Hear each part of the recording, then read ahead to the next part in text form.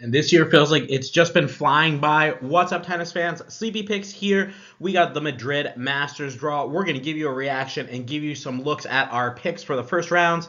Let's take a look at the draw. Here's a look at Sinner's eighth of the draw. And a couple of things to note before we dive into the first matchup is number one, a couple of notable players missing from the draw. Alcaraz with his wrist injury, and Djokovic is also not in this draw. You know, we did see Djokovic miss a lot of the clay season as well last year, still able to make it out to the semifinals last year of the French Open. So I don't think there's much worry there. I'm a little bit more concerned about Alcaraz and that wrist injury. I think time will tell us with how it is, and especially if he's gonna be able to play in Rome. I think if he comes in there and is able to win that title, I think that will at least help my doubts that I have right now of him being able to win this. And we know Sinner's been gunning for this French Open, having match points last year to win the tournament and not being able to convert on those, and Alcaraz able to come back and win in 5 sets. It's probably been a match that he's been thinking about, a tournament that he's been thinking about the most, and that's the tournament that he has circled on his calendar that he wants to be able to do well here. So I think we're going to see the best effort, and we have already seen the best effort from Sinner this entire season. But he is definitely the guy to beat for the next few months for sure. The other thing I wanted to talk about was we do have some qualifiers in this draw. So we'll have another video out discussing the qualifiers. Once that draw is completed, it'll be completed tomorrow. We'll have a video out to kind of talk about those matchups. But for now, we'll go through the first round matchups of the players that we have. First one we have is Machac against Comesana. And this is a 1-0 head-to-head for Machac. He was able to win in 2023 in a challenger on clay, 6-4, 6-3 over Comesana. Machac coming in, he is 3-3 right now on the clay, 2-5 last year, 9-5 the year before. We talked a little bit about how Machac did play, first round loss to Jodar and Marrakesh. Jodar goes on and wins that tournament.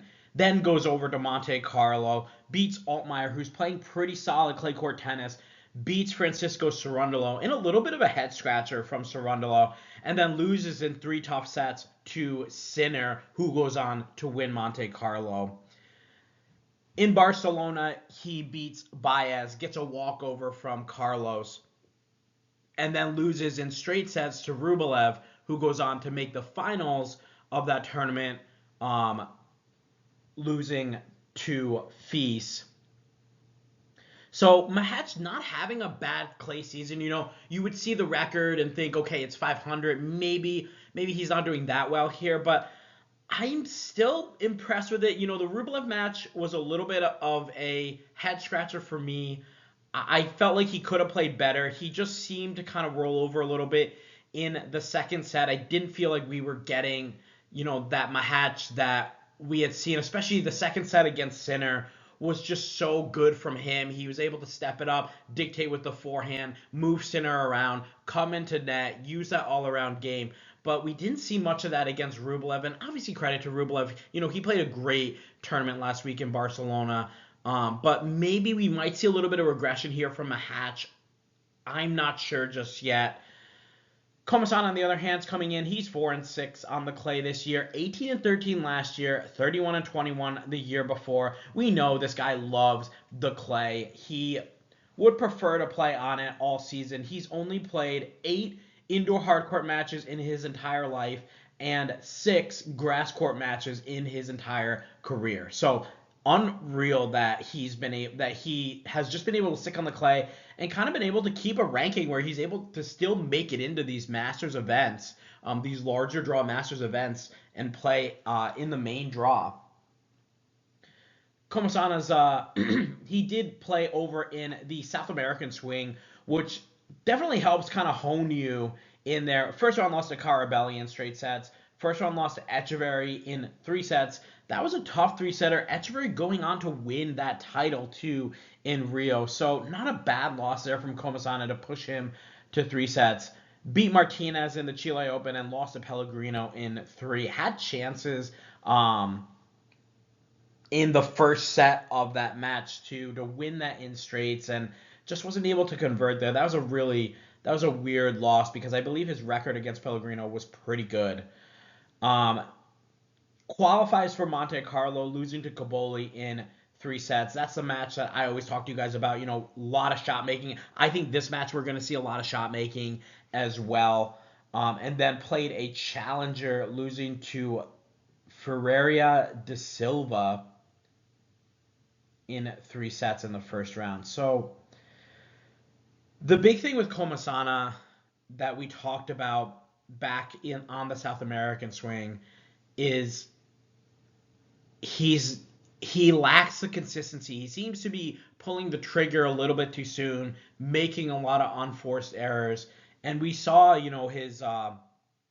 his coach kept encouraging him, just like play the ball a little bit more consistent, don't pull the trigger, be patient.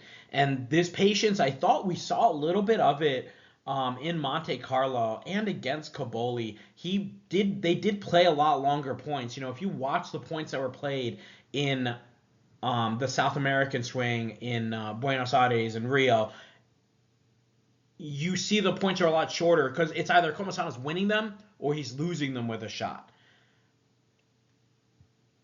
I feel like here, if Comesana is able to exemplify his patience, he can win this match.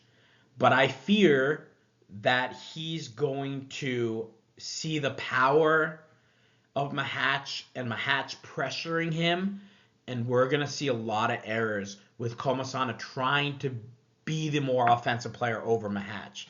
And honestly, I feel like the play against Machac is just grind him down and make him work for 2 hours or even 3 hours if you have to go 3 sets. Because I think that's the winning formula for a guy like Comesana. I think if he tries to be the more offensive player, yeah, maybe 1 out of 5 times he's going to be able to win that match. But I feel like that plays into Mahac's favor. This is a really tough matchup for me because I originally looked at this. I want to go with Comesana, but I'm going to pick Machac. And I'm going to pick Machac to win this in 2 tough sets. And this is kind of a make or break for me with Machac because I think, I feel like I've been making a few excuses for him. Jodar, he goes 3 sets with. Sinner, he goes 3 sets with. Then this straight set head-scratching loss to Rublev. He's been rested here, Machac. He has time. So there shouldn't be much of an issue there. I'm going to go with Machac to advance here. I think it's going to be 2 tough sets over Comesana. It wouldn't surprise me if Comesana won, but I got to go with the guy that I feel like has the more aggression and offense, and that's Thomas Machac. So give me Thomas Machac in straight sets. And now's probably a perfect time to tell you guys that all the matches will be chaptered in this video. So if you're looking for a particular matchup, just click on that one. I promise I'm not going to make every breakdown an 8-minute breakout of each match. But you guys can tell I'm just very excited about this tournament. Very excited about some of these matchups. Next matchup we have is Bautista Agut against Tirante. No head-to-head here from these guys. We have Tirante is coming in. He is 6-3 on the clay, coming off a 6-1, 6-1 loss in the semifinals of Houston to Berrettini. And I'm sure you guys remember that. That was just he could not make a ball, and Berrettini just was a wall that day. And, Berrettini is more than happy to oblige that and not have to play any type of offensive tennis and just let Tirante miss. And it was a little bit unfortunate. I think there were some nerves, especially being in that moment there, a chance to get to the finals of a 250. So tough match to kind of have to think about for the last couple of weeks. Tirante did notch a very nice win over Ben Shelton, who we just watched beat Caboli in Munich. So we know that he's capable of good, solid clay court tennis. Tirante's coming in. He's 6-3 on the clay this year. Was 35-22 the year before, and 26-22 the year before that. And we can tell, like, he's played the majority of his matches on the clay, so he's comfortable on this surface. Bautista Agut, on the other hand, he's coming off a 4-0 retirement to Berrettini in Monte Carlo. And you guys remember that match. Berrettini comes out, wins 4 straight games, and Bautista Agut just calls it quits. You could tell there was something wrong. He was looking up at his box. He was just not feeling good that day. He's coming in 1-3 on the clay. He was 6-8 last year, 10-7 the year before. So we see a little bit of regression here from Bautista Agut, and obviously that's expected with his age. The guy is 38 years old, so we can expect this to be a little bit more of a challenging surface because clay really makes you move, makes you play some longer points. I'm not going to go too far into this matchup here, guys. I think it's a pretty straightforward one. I'm going to go with Tirante to advance here. I think it would take a lot from Bautista Agut to beat a guy like Tirante. I think Tirante can bring that B game and probably still get by.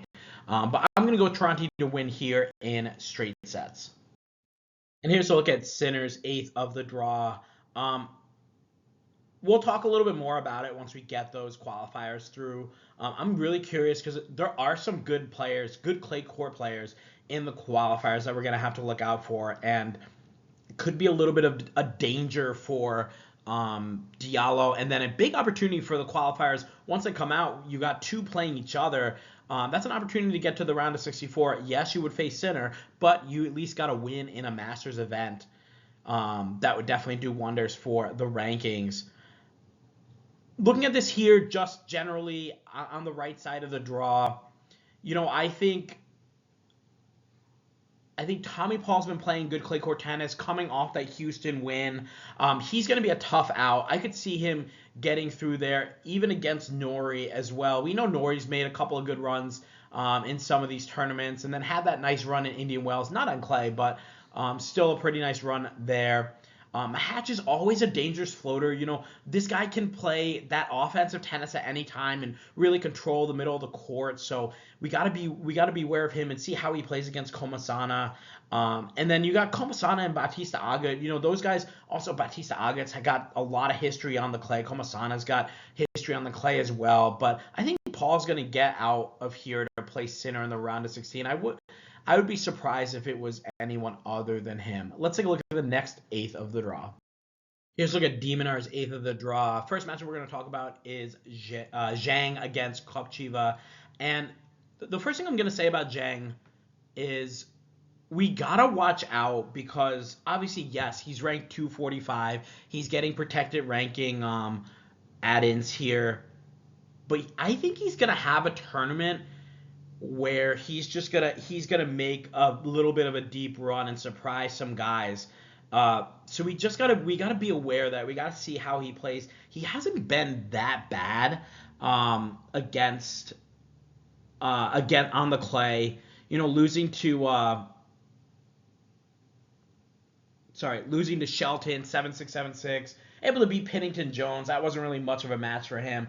But losing in 3 sets to Darderi, Zhang is he's right there, and if he gets the right matchup, I think he's got a chance to maybe make a run and win a couple of rounds. And this guy was once a top 40 player. He was 31, ranked as high as 31, so he does have that ability to kind of surprise and play with some of the top guys. Kopriva, on the other hand, he's coming in at 8-7 on the clay, 25-13 last year, 21-16 the year before. He's coming off a tough straight set loss to Kaboli, and remember when we broke this match down, we picked Kopriva to win that match just because of the head-to-head that he had against Kaboli on the clay, and Kopriva able to notch that nice win over Darderi, but Kaboli was just a little too strong that day. I mean, he played very good tennis, able to just dictate with the forehand. Kopriva, no answers for that. Zhang, on the other hand, is coming off a 3-set loss to Darderi in Munich, and before that, a straight set 7-6, 7-6 loss to Shelton. Now, I mean, not bad losses for him, but he's going up against a guy that really likes the clay, that hits very well on the clay. Zhang is 1-2 right now on the clay. Didn't play last year due to injury and was 9-7 the year before. He did have a season back in 2022 where he was 31-11, so he does have a little bit of confidence on these courts, but I just love the way that Kopriva playing right now. I think he's got that game, and he can take the ball early. He likes to control the middle of the court by using those flat angles and aggressive shots. He'll catch you by surprise, and his backhand is just a force to be reckoned with as well. So I got to go with Kopriva here. I think he's going to be able to win this. Something tells me it's going to be a three-setter. I always feel like Kopriva likes to make it an interesting match. 4 of his last 6 matches have been 3-setters. So I think we're going to see a 3-setter here from him. So give me Kopriva to advance in 3. This next matchup is very tricky here. We got Zizou Bergs against Marin Cilic. And the reason I think it's tricky is because Zizou Bergs is always kind of a wild card for me. If he's on and he's hitting his ball extremely confidently, then he has the ability to beat just about anyone. He was able to beat Rublev 6-4, 6-1, and in that match, obviously Rublev making a few costly mistakes, but also Zizou Bergs just not giving him the chance to really dig his teeth into that match. Just a lot of power from the Bergs. Ground strokes, and I can see that here against Cilic. I am a little bit more hesitant though. Head-to-head is 1-0 for Bergs. He was able to beat Cilic indoor hardcourt in Davis Cup back in 2024, 6-4, 4-6, 6-4. So not really much we can pull from there, although we know that indoor hard is Cilic's favorite surface, so a little bit interesting that Bergs was able to win in 3 sets there. Cilic coming in, he's 1-2 on the clay with a loss to Felix in straight sets, Altmaier in straights, and beating Shevchenko in straights. Cilic was 11-9 last year and 0-1 the year before. Zizou Bergs, on the other hand, he's 3-2 on the clay, 2-5 last year, 17-7 the year before. Bergs coming off a tough loss to Kaboli, 6-2, 6-3. Was able to beat Topo in Munich, but I mean, that's not much of an impressive win for us. It was his Monte Carlo run that kind of caught my eye. Beating Mannarino, okay, we know Mannarino hates the clay, but beat Rublev pretty convincingly, and then pushed Alexander Zverev a little bit, 6-2, 7-5. That 7-5 second set. When Bergs clicks, he's an extremely tough player to play against, and that's the thing that I don't know. We don't know if he's on. Then yeah, I would prefer to pick him against Cilic. If he's not, then it's probably gonna be Cilic in straight sets. Like that's the dynamic that we have here with Zizou Bergs. I'm gonna take Bergs here because I feel like the biggest thing with Cilic is the serve +1. And we see that really neutralized here on the clay. It's very hard for him to keep the point short, to go with the return +1, to go with the serve +1. It's very hard for him to keep playing those types of points on a slower clay court. The Madrid courts, I believe, are a little bit faster, but it's not going to be fast enough like an indoor hard court for him, where he's able to dictate and play a little bit more confidently. So I'm going to go with Bergs to advance here. I'll say it's going to be straight sets. And this next matchup is going to be a pretty quick one here. We got Jodar against Jong. And Jodar coming in, he's 8-1 on the clay, getting handed his first loss to Arthur Fils, 3-6, 6-3, 6-2 in the semifinals of Barcelona. Before then, Jodar able to win Marrakesh and get to the semifinals. I mean, just an impressive run for him on the clay. People were like 50-50 on how is Jodar going to play on the clay? Is his big hitting style going to work on the clay? And yeah, it does. We're seeing this a lot from a lot of these guys. I mean, you look at like Arthur Fils, Jodar's a great example. Even Terence Ottman, when he played Arthur Fils, the ball is so slow. A lot of these guys that are able to move quickly around and hit their forehand, they're having a lot of success here on the clay so far this season. So we'll see if that continues. But Jong, on the other hand, he's coming off he's 5-5 this year, coming off a loss in the qualifiers of Barcelona to Juan Manuel Cerundolo, 6-4, 6-4. Was able to beat Bonzi 6-4, 6-1. Bonzi, I think, has been struggling a little bit on the clay. We saw him have a pretty good hardcourt swing there with Indian Wells and Miami. I think he qualified out of a few of those. De Jong was 20-13 last year, 33-15 the year before. No head-to-head here for these two guys, but we know Hadar's playing good tennis, and it's going to take a superhuman effort for De Jong to kind of pose any type of challenge here against Hadar. Obviously, if Hadar kind of comes in with a little bit of that Barcelona hangover, it's going to be a tough day for him. But we know if Hadar comes in, even with that B-plus game, he's going to be able to rope a lot of shots past De Jong. He's not going to be able to give De Jong much of a rhythm.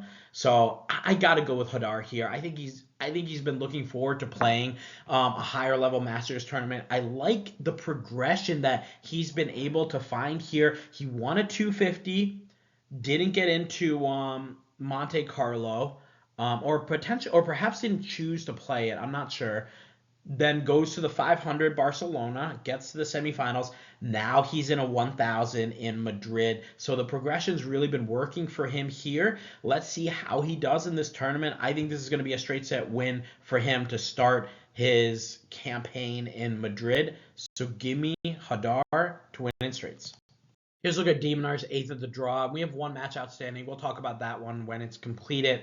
But we can basically talk about the rest of this draw here. And on the left side of the draw, I'm pretty excited about a potential Rublev-Rinderknecht round of 32 matchup. Even Rublev and Kopriva, I think, would be really interesting. Kopriva playing some pretty solid clay court tennis. I think Rinderknecht is going to be able to get out to that round of 16 matchup with whoever comes out of the other side. So I got to see the consistency from Rublev. That's the one thing that we haven't really seen lately. And if he's able to play a little bit more consistent, finals last week, is he going to be a little bit tired? And then how is the confidence feeling now? Had some chances to get back into that match, but wasn't able to win that second set. And then on the other side of the draw, I think if Hadar gets through De Jong, I think he beats de Minaur. That's a perfect matchup for him. A guy that doesn't really hit a lot of power is going to give you some rally balls that you're going to be able to strike. I feel like Hadar is going to upset de Minaur there.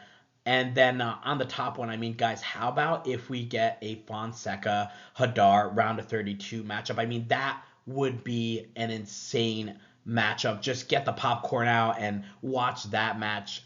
The crowd would be going crazy for both those guys. So hopefully we get that. I'm sure that was when this draw came out. That's got to be one of the matchups that everybody has circled as a potential meeting between the two guys. And then I guess whoever wins that, we'll say I feel like it's got to be Fonseca. I like what I'm seeing from Fonseca, but Hadar has got some real power behind his strokes, and we saw it took a lot from Arthur Feast to really get a grip and handle Hadar, and then towards the end the Hadar legs got a little bit tired. But I would pick Fonseca to advance out of there, and that would probably put him through to the quarterfinals here. I think him or Hadar beats whoever comes out of the Rublev-Rinderknecht part of the draw. But let me know what you guys think. Let's move on to the next part of the draw. Here's a look at Shelton's 8th of the draw, and we have another very difficult matchup. Collignon taking on Berrettini. It is a 1-0 head-to-head for Berrettini, 6-3, 6-4. That was back in 2025 in the Davis Cup on indoor hard court. We got Collignon's coming in. He's 5-0 on the clay, having won the Monza Challenger, beating O'Connell, Bertola, Van Ash, who we remember had a nice run in Marrakesh, Landeluthe, who we remember had a nice run in Miami, and Prismic, who's been playing some solid tennis on the clay as well. So Collignon winning all of those in straight sets. I kind of like that. Able to kind of prime yourself up and get ready for a clay court Masters event. Collignon maybe not having the ability to get into the Barcelona or Munich, so playing the Challenger the week before instead, that makes sense to me. Berrettini, on the other hand, he's 5-5 on the clay this year. Was 4-3 last year. 15-1 in 2024. Very, very strong clay court record in 2024. He's coming in off a straight set loss to Fonseca, and we remember that he had gone 16-0 in games in Monte Carlo until he came up against Fonseca. He was able to win over Bautista Agut by retirement, and then that 6-0, 6-0 win over Medvedev, which was a big-time head-scratcher for us. Berrettini did play over in the South American swing as well, so he's got 10 matches, 10 clay court matches under his belt, which definitely gives him a little bit more of an edge against Collignon.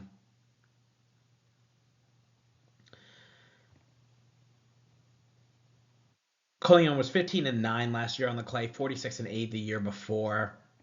This is going to be a tricky one. I like Collignon just with what we saw in the Challenger. And yes, I know, yes, it's a Challenger, and should we weigh it? Should we weigh that much into a Challenger level event? I think they count for me more and more now, guys, because you're getting such high quality from a lot of these Challenger level players, and now we're seeing these guys even coming out and making. I mean, Lando Luthe able to make a quarterfinal of a Masters event. I'm going to go with Collignon here.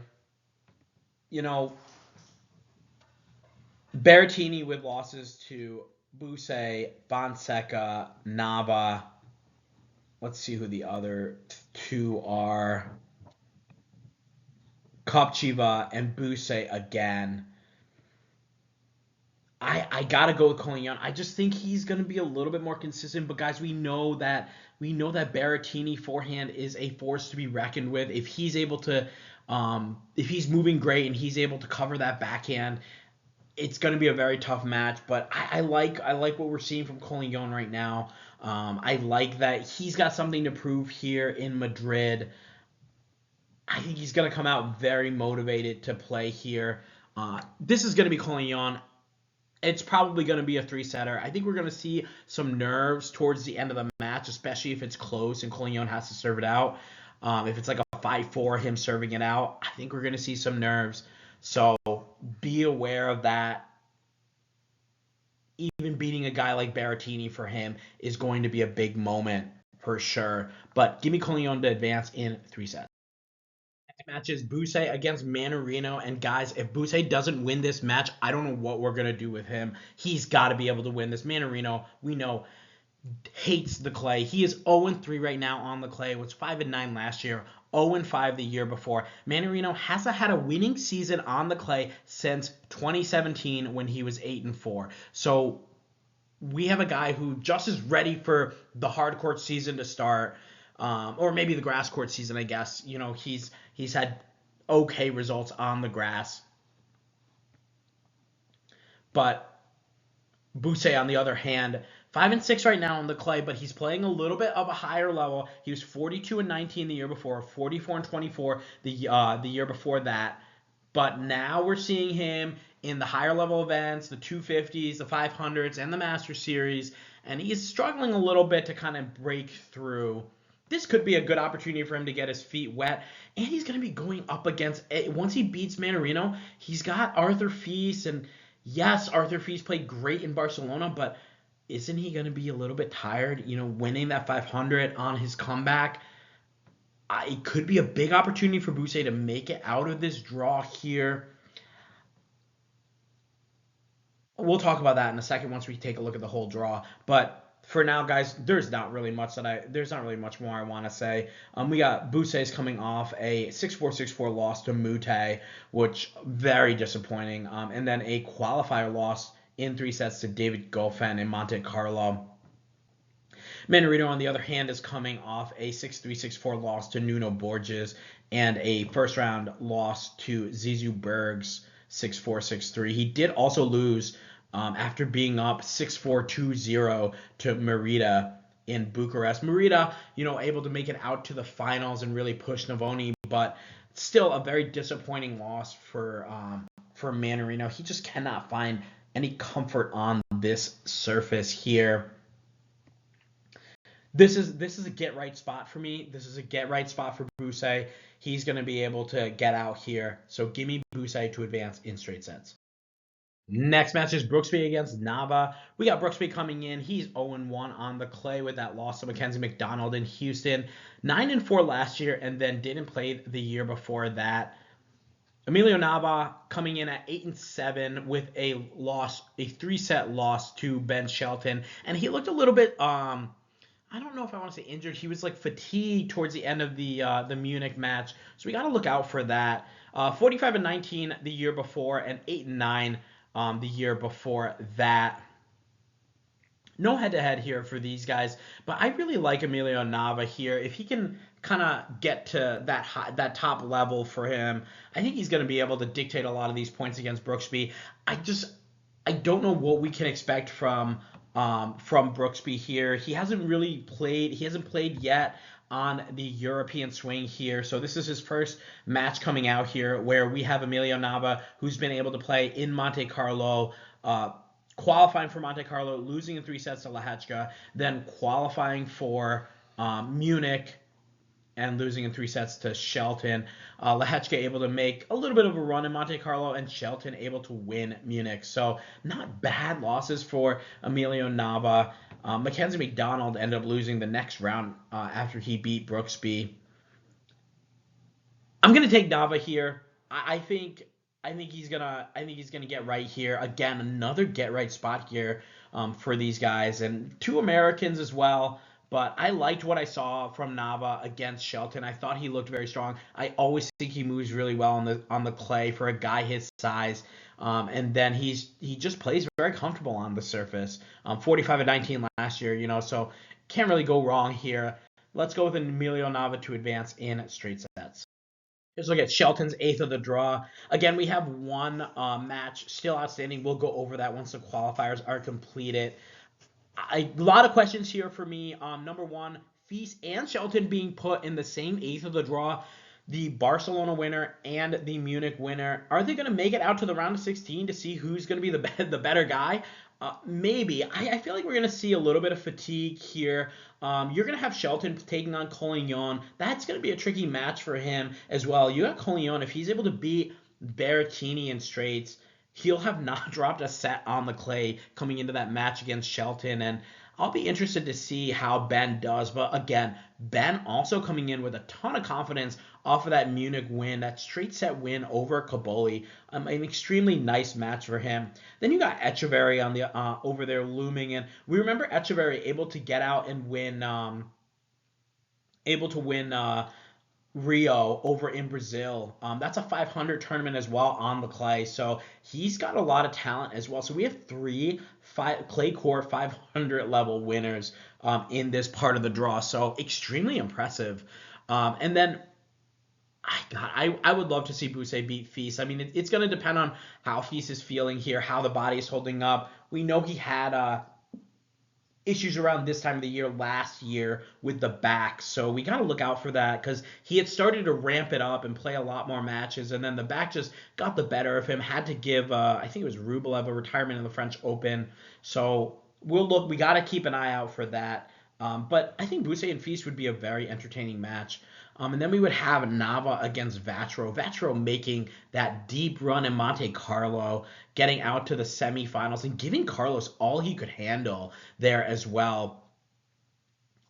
I kind of feel like Nava could challenge Vatro, especially with Nava's serve. If he's able to hold pretty easily and return well, there's a lot of pressure you can put on the Vatro game. So I'll be really interested to see if Valentin Vatro can follow up that Master Series performance with another decent run here. Do I see him going to the semis again? Not really, but I could see him maybe getting out of this quarter if we see it kind of collapse into itself with like Collignon beating Shelton and Buse beating Feast and maybe like Offner or the qualifier beating Echeverry.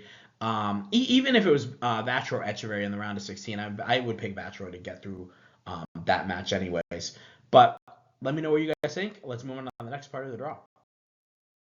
Here's a look at Musetti's eighth of the draw. First match we're going to look at is Tabilo against Royer, and we got a lot of first-time matchups here, guys. These guys haven't played before, but we know Tabilo is playing pretty solid clay court tennis. He's coming in at 14-6 on the clay. 6-7 last year, 15-10 the year before. Valentin Royer coming in at 7-3 on the clay, so not too bad. 31-11 last year, 32-13 the year before. He seems to prefer the clay a little bit more than potentially the other surfaces, although we did see Royer play a tough match in, I believe it was Doha. In Doha against Carlos Alcaraz. He was able to turn on with that big forehand, but we haven't really seen much of him since, losing in a lot of first rounds and qualifiers as well here. But he was just able to, he's coming off this challenger final where he lost to Roman Safulin. Able to beat Chechenado, Rodionov, Schwartzler, and Hooks.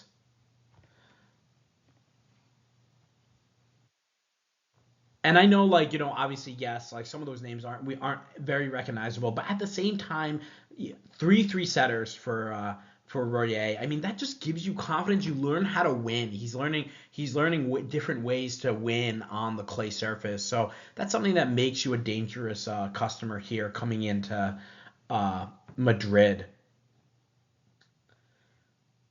Tabilo, on the other hand, lost in the first round of Munich to Fonseca. This was such a tough matchup for him in the first round. He also was able to make it out to the second round and went 3 sets with Lehechka.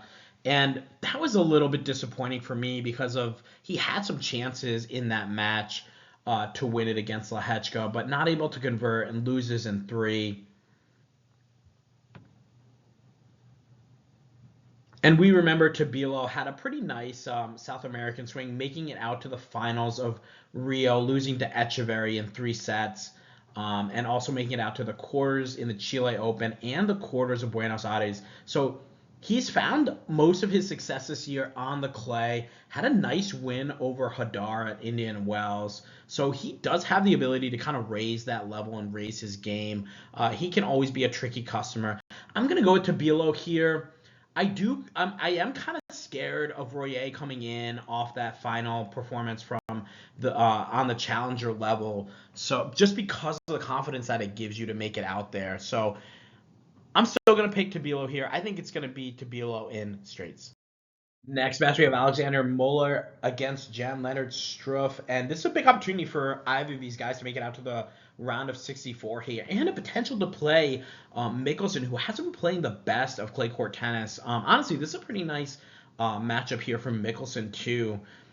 I do question, if he plays Struff, I do kind of worry that it's going to end the same way that Alexei Popyrin match was, where Mickelson just wasn't able to get into a lot of the rallies and able to kind of use his game at all. But anyways, we'll talk about that when we get to it. But looking at this matchup here, looking at this head-to-head, it is 1-1 between the two guys. Struff winning the first match in 2023 in the Canberra Challenger Outdoor Hardcourt 6-3, 6-7, 6-4. And then Muller able to avenge that loss in Athens last year, 6-3, 2-6, 7-6 in the first round. Struff is coming in. He's 0-1 on the clay, 5-8 last year, 15-5 the year before. His one loss was to Basilashvili in the first round of the qualifiers in Monte Carlo. Muller, on the other hand, he's 7-4 right now on the clay. Has been playing pretty well. Was able to get out to the first round of Monte Carlo, losing to Mute, but was able to beat Choinsky and Arnaldi on the way there. And then in Barcelona, he lost in the qualifiers to Vertanen, who came out and played Carlos Alcaraz pretty tough, but Carlos was starting with that wrist injury a little bit there, so I'm not sure how much we can weigh there. Muller did have a tough loss in Marrakesh to Jodar, where he had to retire. I believe he cited illness there, but I think a lot of it had to do with the preparation for the Monte Carlo qualifiers. But Muller playing pretty well there, able to beat China, who's in the main draw here, and Kopriva in straight sets. I'm going to pick Muller here. I'm not sure because I can't remember whether Struff was in Munich or Barcelona, but he had to pull out last week, and I'm not really sure what the injury is that we're looking at here for Struff, but that does concern me a little bit. I think it was a back injury. It was something where it just came out of nowhere. I remember reading, and he said it just really hindered his game a lot. So that stuff kind of does worry me a little bit. So I'm going to go with Muller here. He's been playing the better clay court tennis. I think Mickelson for sure wants to see a guy like Muller advance rather than Struff. I don't think he wants to have to face the serve of Struff, even if it's on clay. But give me Muller here to advance. I'll say it's going to be in straight sets. Next matchup should be a pretty interesting one. We have Damir Dzumhur against Mattia Bellucci. 2-1 head-to-head for Dzumhur. It is he's won the last two matches. First match in 2022 was won on the clay by Bellucci, 6-2, 6-1. And then in 2025, in Madrid, in this very round in Madrid, Dzumhur was able to beat Bellucci 4-6, 6-4, 6-2. That was last year. And then Dzumhur able to also beat Bellucci 7-6, 7-6 in Cincinnati. I mean, you guys know what we say about Dzumhur. He really goes as far as he allows himself to go. He does have moments where he kind of puts a lot of pressure on himself and maybe breaks a little bit mentally and starts to lose it a little bit. Dzumhur's coming in. He's at 4-6 right now on the clay, 21-16 last year and 28-7 the year before. He likes this surface a lot. Bellucci 4-3 on the clay, 3-7 last year and 5-2 the year before. Bellucci's coming off a tough first round loss to Voracek in a challenger level event, and also lost in the Monza Challenger to Prismic, who we know is playing pretty well. He's in the qualifiers right now of Madrid, but nice win for Prismic to beat Bellucci 7-6, 6-4. Dzumhur coming off a loss in the first round of qualifying in Munich, 7-5, 6-4 to Sachko. Dzumhur also came in as a lucky loser and lost to Marijan, and that was the match, guys. If you remember, Machac withdrew from the tournament last minute with, I believe it was an hour before the match was scheduled, and they had to find someone, and that someone was Dzumhur. So we knew Dzumhur was not going to be able to put up much resistance. He's the type of guy that needs a little bit more mental preparation than 1 hour to get out there on court. I mean, who's going to be good coming out there in an hour to play someone, especially a guy like Marijan? I'm going to pick Dzumhur here. I think he's going to continue this winning streak. I do think it's going to be straight sets. I haven't seen much from Bellucci that's really impressed me all too much. So I got to go with Dzumhur. I'll say he advances in straight sets. Here's a look at Musetti's 8th of the draw. And honestly, guys, I mean, I could see Hurkacz actually giving Musetti some issues, but this looks like a good draw for Musetti to get out here and at least make it to the quarterfinals. Mickelson, not a great player on the clay, so nice to have him in here seated. Greek Sport has not been able to show up on the clay courts either. So again, you got two of the seated guys here, not really playing great clay tennis. Lehechka would be a tough out. Remember, Lehechka able to make it to the finals of Miami. Yes, that's a hardcore tournament, but we know that he's got some momentum coming into these tournaments. He's been playing some pretty good tennis, but if Musetti is at the top of his game, he should be able to dispatch of Lehechka pretty easily on the clay. We'll see what kind of goes down here with some of these other matches. Could see Tabilo getting that rematch against Lehechka. Will be very interesting to see if he's going to be able to win that. I would probably pick him again to beat Lehechka there. I really just love the way that Tabilo has been playing tennis. So I'd probably pick him again to at least try to get an upset there. But overall, I think it's going to be Musetti coming out of this into the quarterfinals here. Let me know what you guys think. Let's move on to the next part of the draw. Look at Bublik's 8th of the draw. First match we're going to look at is Carreno Busta against Fucsovics. Head-to-head is 1-0 for Fucsovics. They played back in 2021 on the outdoor hard courts of Dubai. Fucsovics able to win 6-7, 6-3, 6-2 in the second round over Carreno Busta. Carreno Busta coming in, he is his record on clay is 9-2. Last year it was 14-4, 2-4 the year before. Fucsovics coming in with a 0-1 record on the clay, 11-9 last year and 9-5 the year before. Carreno Busta able to make it out to the finals of a challenger, which kind of boosted that record for him.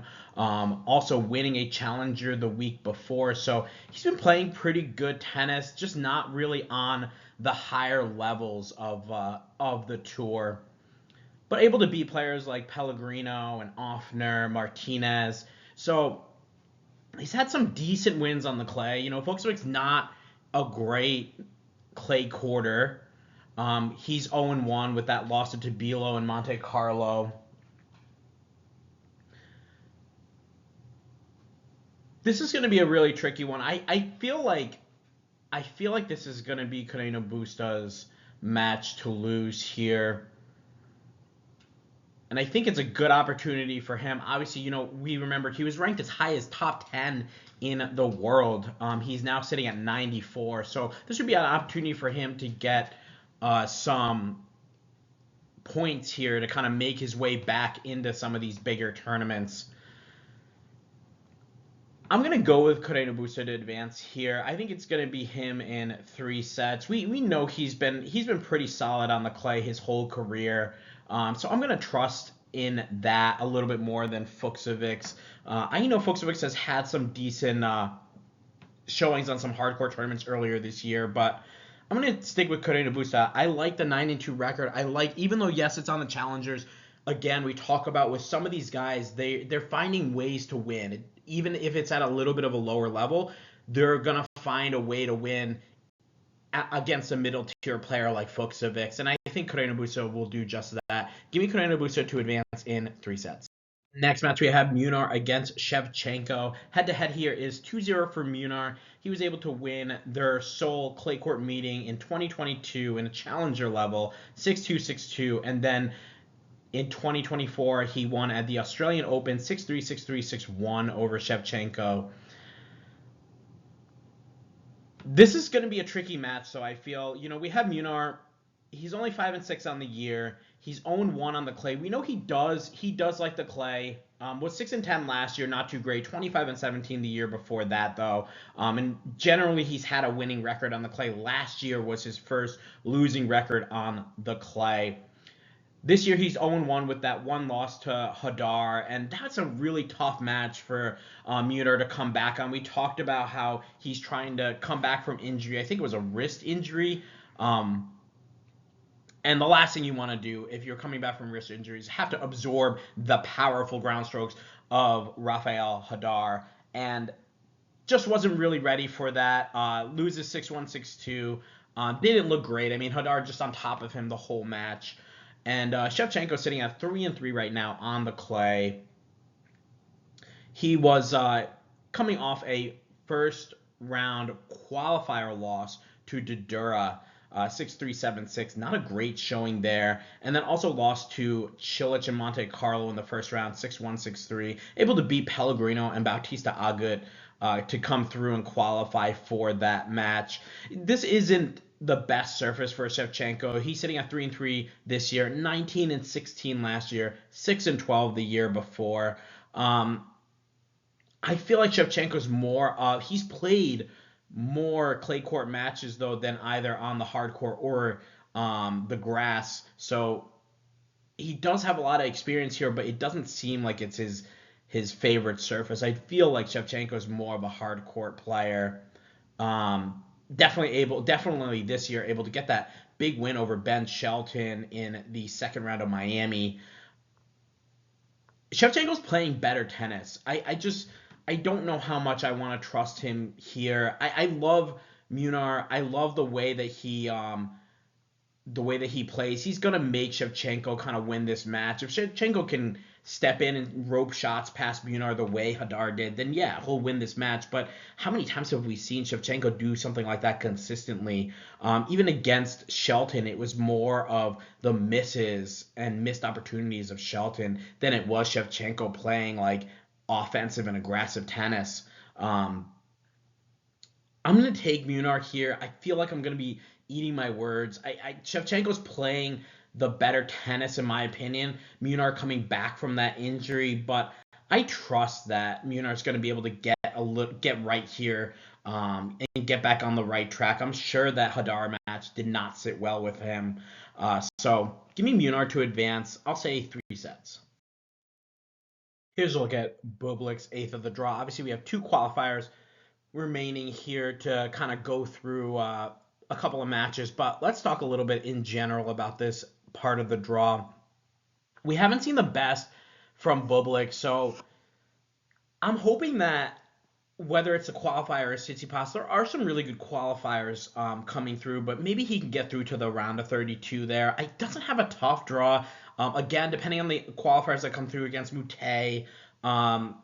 he should be able to get out to the round of 16 here, but we've seen some pretty tough performances from Bublik recently, including that 6-3, 6-0 loss to Carlos, where we thought it was going to be a lot closer than that. On the other side of the draw, I would love to see Munar make a run here. I don't know if the body of Munar is ready to do that. He is just such a physical player, where he's really going to have to make sure that he's ready to go for some of these matches. But I could see him giving Casper Ruud some issues here because Munar does get a lot of balls back. He's good at counter punching, so I could see him giving Casper Ruud issues. But honestly, overall, guys, I think this is going to be Casper Ruud getting out to this quarterfinal. Even if he has to play and beat Bublik, I still think it's going to be Casper Ruud out here. But let me know what you guys think, and we'll move on to the next part of the draw. Here's a look at Felix's eighth of the draw, and the first match is going to be an interesting one. We have Yannick Hanfmann against Marcos Giron. This is Giron's first clay court match, so I'll be interested to see how he plays here. Hasn't had a winning record on the clay since 2023, 4-7 last year, 3-8 the year before. And guys, we're kind of coming up on it. It's becoming less and less, or I guess fewer and fewer players that have not started matches on the clay, but we're going to see a few here, so we got to make sure we just kind of stay apprised to those players. Giron being one of them, Lerner Tien being another one. Hanfmann, on the other hand, coming in at 7-3 on the clay, 17-12 last year, 12-15 the year before. He's coming off a tough loss to Alexander Blocks, 7-6, 6-2, which we had picked Hanfmann to kind of advance there. I thought maybe the Blocks magic was just for one tournament, but he has been playing consistently better, so we've been impressed with Alexander Blocks as of late.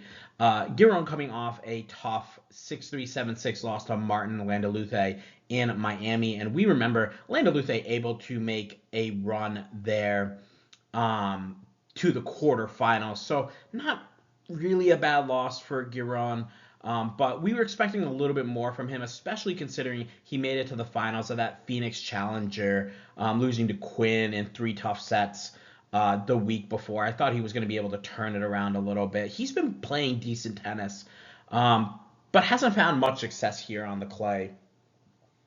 As I said, 2023, last time he had a winning season, he has only had 3 winning records on the clay in 2023, in 2017, and in 2013. Other than that, he's either had a losing record or has not played on the clay. Head-to-head here is 1-1. Giron winning in Melbourne in the Australian Open in 2025, 2-6, 7-5, 6-1, 7-5. That was the first round of the Australian Open, and then Hanfmann able to get some revenge in Athens in November, winning 7-6, 6-4. I gotta go with Hanfmann here. I think Giron, obviously, if we put them on a hard court, I'm going with Giron all day. But now that we're on a clay court, I feel like it's got to be Hanfman. He's been playing well. He's been playing good tennis. Um, didn't play in Monte Carlo. Had to withdraw against Darderi, and I thought that was an illness. I didn't think that was an actual injury, but wasn't able to play in Monte Carlo. But beat De Jong and Banani in 3 sets, and then withdrew against Darderi. And then has that loss against Blocks. But he did make it out to the Chile Open Finals. That was back in March, in late February, early March, where he lost in straights to Darderi, but was able to beat Francisco Cerundolo on his way there. That's a pretty solid win over a good clay quarter. So Heffman's got some solid clay court wins under his belt. Would get a rematch with Cerundolo here, and that would definitely be interesting. I think we would have to count Cerundolo for a straight set win there against Hanfman, because I'm sure he's been looking out for a potential rematch with this guy. But for now, I'm going to go with Hanfman to advance.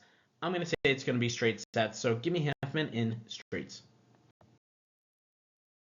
Next matchup is Altmaier taking on Juan Manuel Cerundolo, and this is a rematch of the first round of the Buenos Aires Open, where Juan Manuel Cerundolo was able to beat Altmaier 6-2, 6-2 in the first round on the clay over in Argentina. And this is a pretty I feel like Altmaier's playing a lot better, because that's a little bit of a shocking result for me there. Now, these guys have played 5 times, and Altmaier does hold the 3-2 record.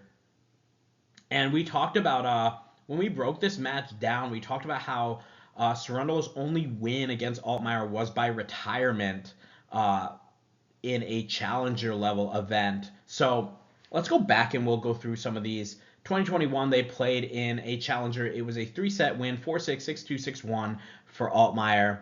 Then they played again in another challenger level event, and Altmaier was able to win 6-2, 7-6. Then they played in 2021 a third time, and Cerundolo was able to win 6-4, 3-0, retired. And then they played last year in 2025, another challenger on the clay, where Altmaier was able to win 6-3, 6-2. And the most recent one that we already spoke about was in February of 2026. They played in the Buenos Aires Open, and that was a 6-2, 6-2 win for Cerundolo. Cerundolo's coming in. He's 10-7 right now on the clay, 39-19 last year, 46-25 the year before. We've talked about before how Juan Manuel Cerundolo only really plays clay matches. He is 0-4 on the indoor hard courts and 0-5 on the grass. So definitely got to keep an eye out. So all of his ranking points are coming from the clay. Altmaier, on the other hand, is 7-6 on the clay this year, 13-8 last year, and 19-20 the year before. Altmaier coming off a tough loss in Munich to Molchan, and if you guys remember, that match was kind of turning a little bit more in the favor of Altmaier. I thought Altmaier played really well against Molchan. Molchan able to make it out to the Munich semifinals there, losing a tough match to Ben Shelton. But Altmaier giving him all he could handle in the second round there. So I feel like Altmaier has the offense for sure. And that's the type of player that you need to be to beat someone like Juan Manuel Cerundolo. This 6-2, 6-2 match previously kind of is sitting in my head a little bit too much. It's weighing on me, knowing that Juan Manuel Cerundolo was able to beat him so easily. Juan Manuel Cerundolo coming off a first-round loss to Brandon Nakashima, 6-3, 7-6. And we talked about that match as well, how Nakashima had just lost to Burchaga, I believe it was, in Houston. And that was a very similar style to what Juan Manuel does, where it's the heavy spin, rallying, grinding out some points. And Nakashima was ready for it this time, winning in straight sets. I'm going to go with Altmaier here, guys. And I know it doesn't sound like a very novel thing to do, but I'm a little bit worried about Juan Manuel Cerundolo playing and how he's going to play here. We know he's a avid clay court player. He likes to get out there. He loves playing on the clay. This is his favorite time of the season. But I've seen a lot of good things from Altmaier especially, making it out to the finals of that Naples Challenger, losing to Medjedovic, Medjedovic having a good run over in Barcelona, and then Altmaier able to get out to the quarters of Bucharest, losing to Marijan, which was a tough loss for him considering he had to play back-to-back matches in the same day. Was able to beat Prismic in I think that was like a 2.5-hour match, 3-6, 7-6, 7-6 over Prismic. Just a tough fought match. And then a 3-set loss to Machac in Monte Carlo. Not that bad of a loss for him there. I think this is going to be Altmaier here for us, guys. So I'm going to take him to advance in 3 sets. Next match is Botic van de Zandschulp against Alexander Blocks. And this is going to be a little bit of a tricky match as well for me. I'm sure you guys can guess where I'm going to go with this, though. Blocks coming in, he's 5-2 on the clay this year, 4-4 last year, 7-3 the year before. No head-to-head for these guys. Botic van de Zandschulp coming in at 4-2 on the clay this year, 11-10 last year, 16-12 the year before. So he's had some good winning seasons on the clay. Botic coming off a tough match against Cerundolo, and yes, we picked Cerundolo to win that match. I did not think it was going to be as straightforward as what we saw. I thought it was going to be a tough 3-setter because Botic had been playing some decent tennis. Tough 3-set loss to Navoni in Bucharest, and then coming out and beating Husler, a guy that I believe had I think it was a 1-1 head-to-head against each other. And then losing 6-3, 6-0 to Cerundolo was a little bit disappointing for us. And honestly, towards the end of that match, Van de Zandschulp saw the writing on the wall and basically just rolled over. So that was a little bit disappointing there. Alexander Blocks has been playing amazing tennis, coming through the qualifying on Monte Carlo and getting out to the third round, losing a tough straight set match to Munar, but beating Kaboli and Shapovalov on the way there. And then losing a tough one in Munich to Ben Shelton, who ended up winning the whole tournament. Not to say that Blocks might have made the same run, but he really was close to Ben, and it was points here and there. I think he did have a set point in the second set, and I felt like that match was turning towards Blocks, where the rallies were getting a little bit longer and Blocks was getting more of the Shelton serves back. So it was really good on Shelton to get through that in straights. But Blocks still playing very solid tennis. Now, Alexander Blocks, we're talking about a guy that has been struggling to get through even a match in a main draw of an ATP event. And now people are talking about him, making some deep runs, maybe picking him for your fantasy team. And we've seen consistently third round of Monte Carlo. That's a great showing. Second round of Munich, that's a 500. That's still a decent showing, losing to the 2 seed and eventual champion. Now are we taking him here to beat Botic van de Zandschulp? I kind of feel like I want to, guys. I know, we got Van de Zandschulp, the 52nd ranked player in the world. He has been playing decent clay court tennis. I like his all-around game, the way he's able to take offense on the clay. But Blocks is just a different level of player, and I think he's starting to get a lot of confidence in himself that he can actually do this and accomplish this. I was so disappointed in Australia. He did get into the main draw, I think, as a lucky loser, but his body was just so worn down from getting through the qualifying. He lost a tough final round qualifying match and then got the lucky loser spot, accepted it, and wasn't really able to put up much of a fight in that match. But I think now we're starting to see a little bit of confidence, and I'm sure he's going to be working on, that fitness and getting the body ready and everything. But this is an important start for him because I honestly think if Alexander Blocks can get through Botic, he's probably going to get through Nakashima. Nakashima, not a great clay quarter. We talked about how his movement on the clay in Houston, and then we saw it again in the last tournament. I can't remember if it was Munich or Barcelona. Same thing. The movement just was exposed. And I think Blocks has a good chance to at least get out to the round of 32 and maybe push someone like Felix or Baez, this is a nice draw. This is a pretty friendly draw for him. He's just got to get going here. So give me blocks to advance. I'm going to say it's going to be straight sets. And here's a look at Felix's eighth of the draw. Would like to see Cerundolo start to kind of make, the Cerundolo Darderi match. If Darderi can get through Altmaier, my God, that might even be a painstaking match.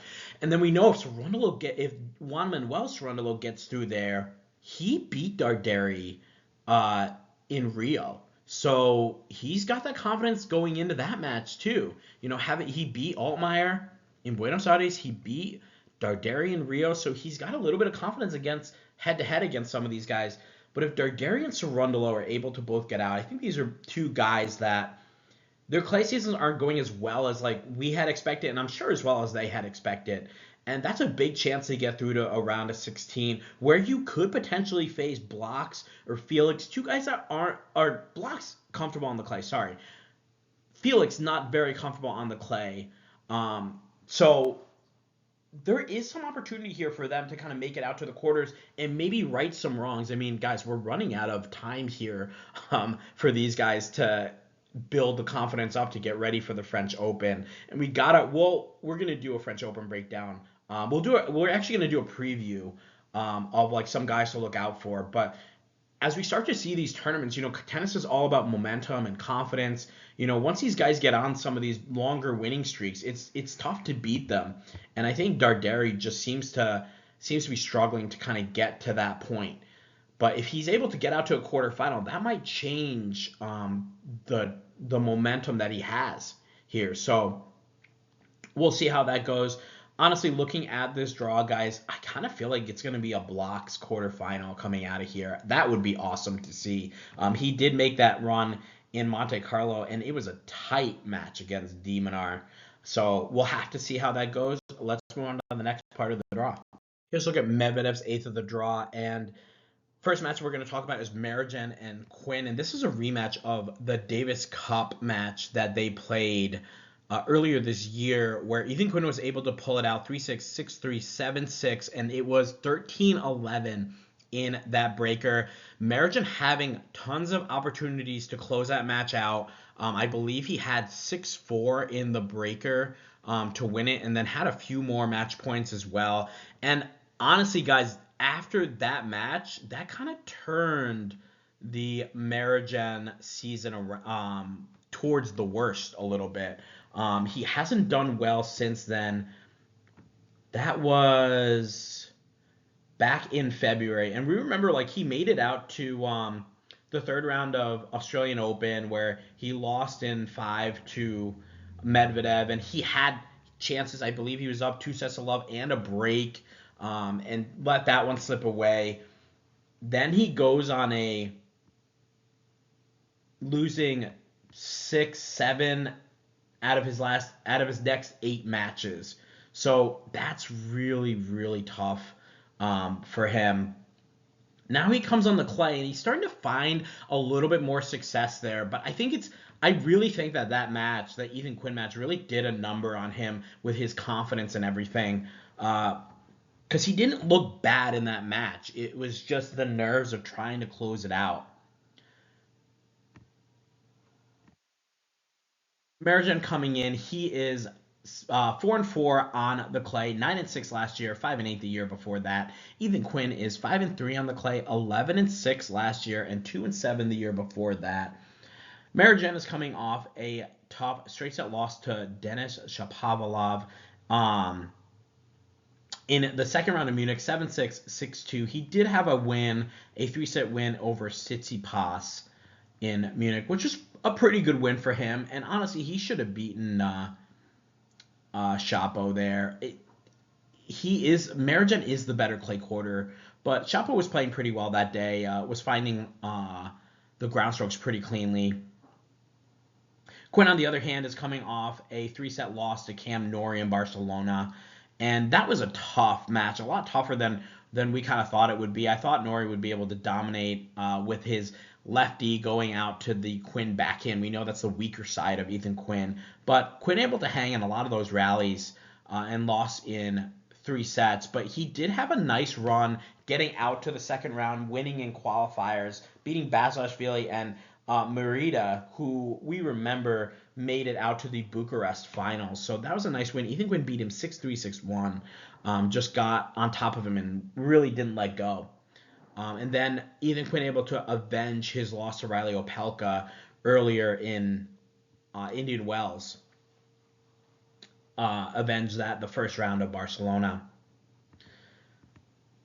So no head-to-head here is the one that we talked about, 1-0 for Ethan Quinn. And guys, we always talk about this like revenge factor here. I feel, and you guys know I don't like picking Marijan. He's just not a reliable person that you can continue to pick and say, oh, this guy's going to win. This guy's going to win. Even in first round matches, it's like 50-50. And that's kind of the way that I see this match here. And the one thing that's pushing me towards Marijan is the revenge factor. The fact that Ethan Quinn beat him when Marijan had match points. Like, Marijan's been thinking about this match. He's been waiting for a chance to avenge a loss like this. And now he's going to get it here in a kind of a big moment here for both of these guys coming out and playing in a Masters tournament. So I'm going to take Marijan. I think it's going to be close still. So I'm going to go with Marijan to win this one in 3 sets. Next match, we have Carabelli taking on Monfils, and this is definitely going to be a very interesting match, and it's definitely a tough one to pick. Monfils getting the wild card into this tournament. He's coming in 1-1 on the clay. Was 3-3 last year, 3-6 the year before. So hasn't had great records on the clay, but we know Monfils can summon up a good performance at any time and beat just about any player on the clay surface. Carabelli, on the other hand, coming in at 11-5 on the clay. He was 27-14 last year and 52-24 the year before.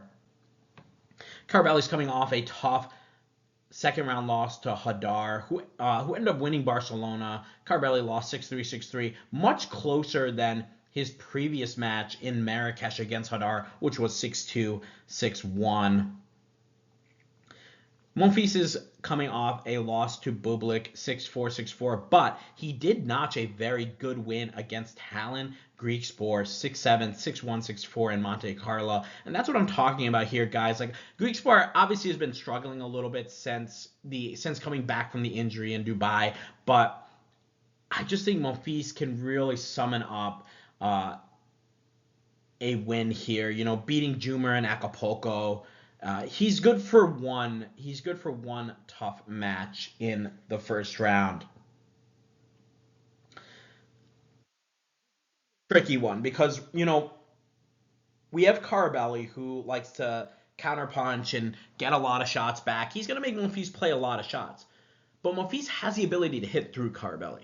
So if Monfils is on, if that forehand is clicking, I think Monfils can win this match. But if Monfils is getting into these longer rallies with Carabelli, then I don't think he's going to be able to win this match.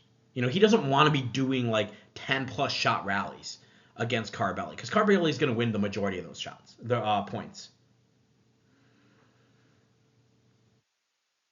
This is tricky for me because I'm looking at he hasn't played a guy with a style. I don't know how Galerno plays from Canada, but he hasn't played a guy with a style that is like a grinding type style yet.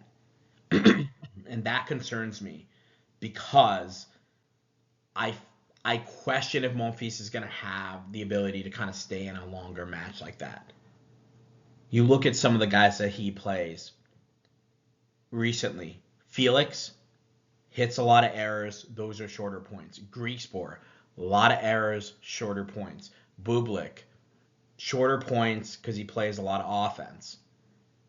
Now this is going to be a grinded out match. We know Carabelli, he's happy to be out there for as long as it takes to win this match. Guys, I came in here and I always talk to you guys about this. I don't like to come in with like everything analyzed and picked out. I like going through everything with you guys and then letting you know my like off the cuff type pick, because I think that's the best feel that we have. Like I feel like I just got to trust my instinct here. And I came in thinking it was going to be a Monfils pick for me. I saw this matchup when I first looked at the draw and I logged all those names in. I was like, oh, this is gonna be Gael Monfils to win this match. But the more I think about it, the more I'm thinking this is just gonna be a tough, grinded out match. And who do we like in that? Carbelli. So give me Carbelli to advance here in 3 sets over Monfils. Here's a look at Medvedev's 8th of the draw. A couple of matches still to fill in here. Really curious to see how Lerner Tien is going to do on the clay. I just feel like his game style should be able to adjust a little bit to the clay. He does hug the baseline, and he's got that lefty spin that he can get to bite off the clay court, which we saw Shelton able to use pretty well in Munich last week. Not to mention, Tien's coach is a clay court or is a French Open champion, so should be able to give him a little bit of advice here of kind of how to use the surface and how to play on it. I'll be interested to see how he does here. Medvedev, on the other hand, he's got to get that taste of that 6-0, 6-0 loss to Berrettini out of his mouth. I mean, that was insane. So I think hopefully Medvedev comes in on a mission, and hopefully he doesn't come in and think, oh, well, clay's not my surface, so I'm just going to get through this season, and then we'll move on to the grass, and then we'll get back to the hard court where I love playing on the hard courts. Shapo, I'm not sure if he's going to be able to make much of a run here. Curious to see how Caboli does after that finals appearance. We saw when he won Acapulco, followed it up in Indian Wells, losing to Tiafoe right after that, and it was a very straightforward loss to Tiafoe. So I'll be curious to see if he's going to be able to keep his momentum going here after that Munich final appearance. But yeah, let me know what you guys think. Post your picks in the comments. Here's a look at Zverev's 8th of the draw, and first match we're going to talk about is Walton against Landa Luthé. And Landa Luthé coming off a tough straight set loss, 7-5, 6-2 to Musetti, and Musetti was down 4-1 in that first set, and Landa Luthé was just roping shots past him. Musetti was kind of in that defensive grind out mode, kind of feeling out what type of player Landa Luthé was, and he was like, okay, this guy's very offensive. Let me see if I can take the offensive before him, and that's exactly what happened. We saw Musetti taking more chances on the returns, using his surplus one a little bit better, and Landa Luthé, no response there on the clay. We know he's not the best on the clay. 3-2 right now, record 6-10 last year, 13-11 the year before. However, Adam Walton, not anywhere near as good either. 0-1 this year, 2-2 last year, 0-2 the year before, and he's coming off a loss to Buse in the Busan Challenger. And let me take a look at this, because this was on hard court. So really interesting here for Walton to go from Houston clay. Morelia, I believe, was clay.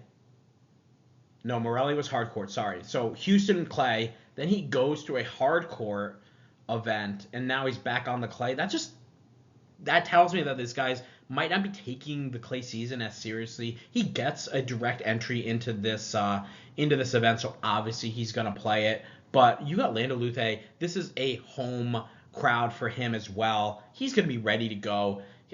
He's played some solid tennis as of late, making it to the quarterfinals of Miami, losing to Lehechka. I gotta go with Landa Luthé here. I think he's gonna come out with a purpose, and he'll win. He's going to win this one in straight sets, guys. This is going to be a great performance, I think, from Landa Luthé. And then people are going to be getting really excited about him. And guess what? He might be Khachanov in the next round, too. So give me Landa Luthé to advance here in straight. Next match is Atman taking on Kekmanovic. Head-to-head is 1-0 for Kekmanovic, getting a win in Acapulco, 6-3 in the quarterfinals. I believe this was the match that Kekmanovic had trouble closing out, and the umpire called a time violation on Atman because he was toweling off, and Atman kind of like rolled his eyes, and then he got a point penalty, giving Kekmanovic the match. Like it was so weird because like Kekmanovic had, I think it was like 3 or 4 or 5 match points, and he couldn't convert them, and then the match point that he ended up winning was the one on a point penalty. So interesting match, and interesting for a rematch here. No hard feelings between the two guys, though, off of that. Kekmanovic coming in, he's 0-2 on the clay, 5-7 last year, 6-7 the year before, coming off a tough 3-set loss to Zverev. We remember they had a tough match in Acapulco where Kekmanovic was able to win. Kekmanovic, a little bit more of a hard court player. He does have a losing record on the hard courts, but he's been playing better on the hard courts, getting out to the semifinals of Acapulco and losing in 3 sets to Caboli, and then losing in 3 sets to Caboli again in Indian Wells. Atman, on the other hand, is 1-2 on the clay, 3-4 last year, 5-5 the year before. He's coming off a tough 3-set loss to Arthur Fils. Now remember, that was Fis's first clay court match, so might have been a little bit trickier. Plus, it was against a fellow Frenchman, so there's a lot of things there to consider. Atman did have a tough match against Etcheverry as well, a 3-set loss where he kind of got worn down by Etcheverry trying to move around that forehand too many times, and the legs got a little bit tired towards the end of that set. This is tough. I mean, you got one guy that's 1-2 on the clay this year, one guy that's 0-2 on the clay. Kekmanovic has not had a winning season on the clay since 2022. Atman hasn't had a winning season on the clay since 2023. I'm going to take Terence Atman for the win here. I think he's going to win in 3 sets. This is going to be a 3-setter no matter what, in my opinion. And I think he's going to get that revenge over Kekmanovic. So give me Atman to advance in 3.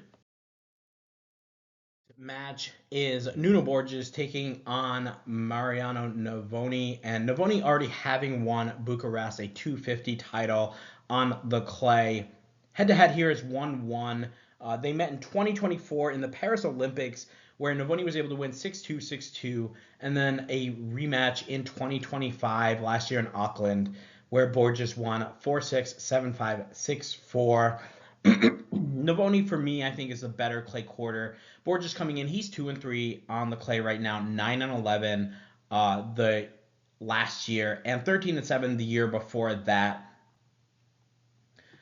Borges with his 3 losses coming to Dzumhur in straights in Bucharest, Rublev in 3 sets in Monte Carlo, and then Majetovic in Barcelona in the quarterfinal. So he's been progressively getting a little bit better. You know, had a win over Etcheverry, which was a nice one, considering how well Etcheverry has been on the clay this year. Navoni, on the other hand, was coming off of Bucharest, did not play Monte Carlo, but won Bucharest in 3 sets over Merida. Able to beat O'Connell, Muller, Molchan, who's playing pretty good tennis, and Van de Zandschulp to win the title. He lost in straight sets to Rublev in Barcelona, and this was a match where I kind of felt like Navoni had some chances in that second set, wasn't able to convert them. Navoni, against guys like Rublev, doesn't have like that massive offense. He likes to redirect the ball, and he was just missing a few shots here and there against Rublev. I think he put a little bit too much pressure on him, given the skill and movement of Rublev, to kind of hit such a perfect ball against him. So I felt like Navoni was trying to hit into like such a small area against Rublev, and I don't think he's going to have that pressure here against Borges. I'm going to go Navoni to win here. I think it's going to be straight sets. I like the way that he's been playing on the clay. Obviously, that loss to Rublev is a tough one. And yes, Borges went 3 sets with Rublev in Monte Carlo. But I think the Rublev we got in Barcelona was much better than the one that we got in Monte Carlo. So I'm going to go with Navoni to win here in straight sets. And here's a look at Zverev's 8th of the draw. And for everyone who's still listening, guys, thank you guys so much. I know your support. We've been getting a lot of support lately, and it's been awesome. I mean, you guys know how much I love talking about these. I mean, we have an hour and a half video of a draw reaction of first rounders. It's just been so exciting to go through all of these matches with you guys. Definitely post your picks in the comments. I mean, let me know what you guys think about all of these matchups, and then who you think is going to take the crown here. Given that Alcaraz is out, is Sinner just going to run away with it here? Is Sinner even going to drop a set? I don't even know. Probably not. I don't know if I really see anybody challenging him here on this clay. But let's take a look at Zverev's 8th first. Zverev, he's got to be angry about that loss to Cobolli. I mean, it was an amazing day for Cobolli. He played awesome, but Zverev had to do a little bit more just to kind of get into that match and kind of make Cobolli think about it. Just to get broken in the last game to lose the match is just so defeating for Zverev, given how good he serves. I see him coming out here in the quarters. I don't know if I think anyone's gonna push him past here, but let me know what you guys think here, and we'll move on to the next slide. Thanks again for watching, guys. Make sure you like and subscribe. Share your picks in the comments. Share the video. We'll have a video out recapping every single day at the Madrid Masters and going through the picks for the following day. So make sure you subscribe to keep up on everything tennis. Until then, I'll see you guys in the next video.